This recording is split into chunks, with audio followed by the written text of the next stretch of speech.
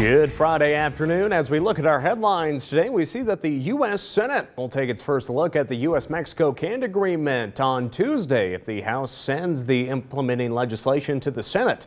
The American Farm Bureau says that early Senate USMCA action is possible, given House Speaker Nancy Pelosi's holding back impeachment articles against the president.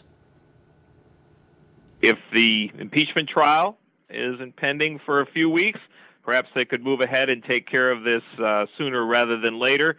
I think we know the idea certainly is that they will have USMCA passed and to the president before the State of the Union, which again now is in the beginning of February. Samuelson says the full Senate could take up USMCA right after committee action next week without waiting a statutory 15 days allowed before a vote. I think there are overall very strong support in both sides of the aisle in the Senate for doing USMCA, for getting our trade back into a certain measure and moving ahead with the benefits USMCA brings.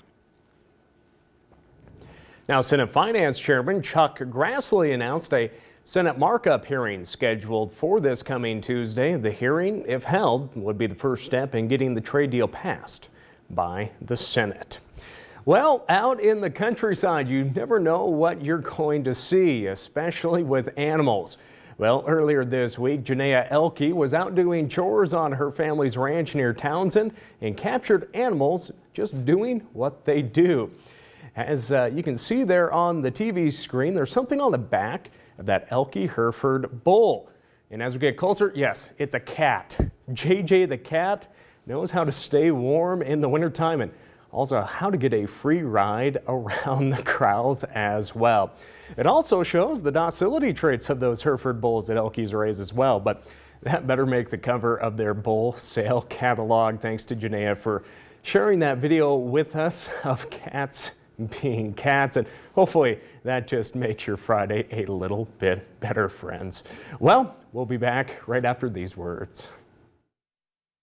Coming back today, the first weekly drought monitor of the 2020 year shows dry conditions in Texas, the Four Corners states, and the Pacific Northwest. Released Thursday, the report shows moderate to severe drought continuing across southwest Oklahoma and areas of Texas, and also pockets of moderate to severe drought covering other parts of the Utah region of that Four Corners. Meanwhile, drier weather returned to the Pacific Northwest during the final week of December, but we do see some abnormally dry and moderate drought in part of western Montana. But the rest of the state so far looks pretty good. And the drought news across other parts of the U.S. has caught the attention of cattle producers here in Montana and across the nation. Drought, of course, always impacts those cattle markets.